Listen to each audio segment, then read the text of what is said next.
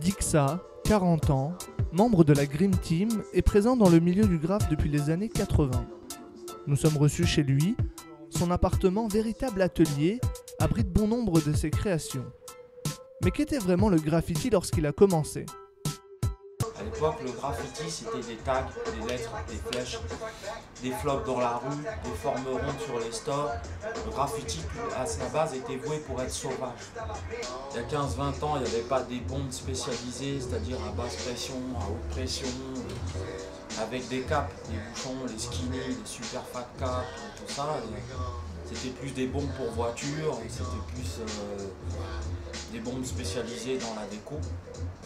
Quand je dis qu'il y a une économie, oui, il y a une économie qui s'est développée à partir des galeries, à partir des ventes de salles d'art contemporain qui ont établi, c'est-à-dire c'est une petite masse de gens qui ont établi de dire voilà, ça c'est la vérité.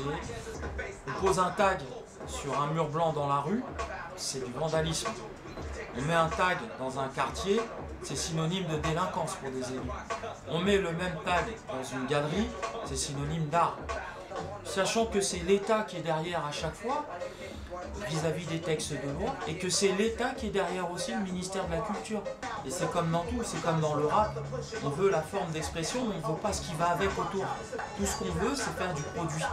L'avenir du graphe, je pense qu'il va passer par la toile, la déco.